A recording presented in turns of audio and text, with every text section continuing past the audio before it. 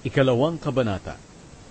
Kapag may nag-aalay ng handog ng pagpaparangal sa Panginoon, gagamitin niya ang magandang klaseng harina at lalagyan niya ng langis at insenso. Dadalhin niya ito sa mga paring mula sa angkan ni Aaron. Kukuha ang pari ng isang dakot na pinagsama-samang harina at langis, at susunugin niya ito sa altar kasama na ang insenso na inilagay sa harina. Susunugin niya ito na pinakaalaala sa Panginoon. Ang mabangong samyo ng handog na ito sa pamamagitan ng apoy ay makalulugod sa Panginoon.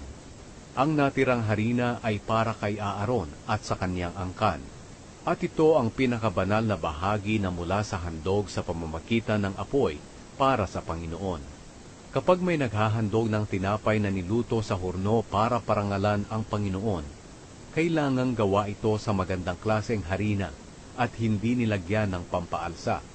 Maaaring maghandog ng makapal na tinapay na hinaluan ng langis o ang manipis na tinapay na pinahiran ng langis.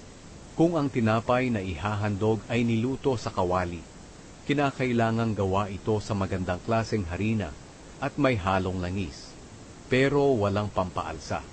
Pipira-pirasuhin ito at lalagyan ng langis. Ito'y handog ng pagpaparangal. Kung ang tinapay na ihahandog ay niluto sa kawali, kinakailangang gawa ito sa magandang klaseng harina at nilagyan ng langis. Ang ganitong uri ng mga handog ay dadalhin sa pari para ihandog sa Panginoon doon sa altar.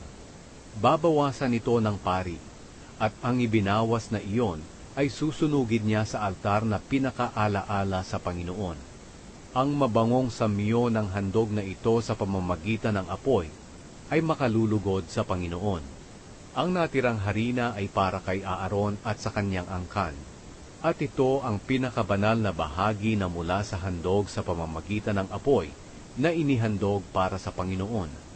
Huwag kayong mag-alay ng mga handog na may pampaalsa bilang handog ng pagpaparangal sa Panginoon, dahil hindi kayo dapat magsunog ng mga pampaalsa o pulot sa inyong pag-aalay sa Panginoon ng handog sa pamamagitan ng apoy.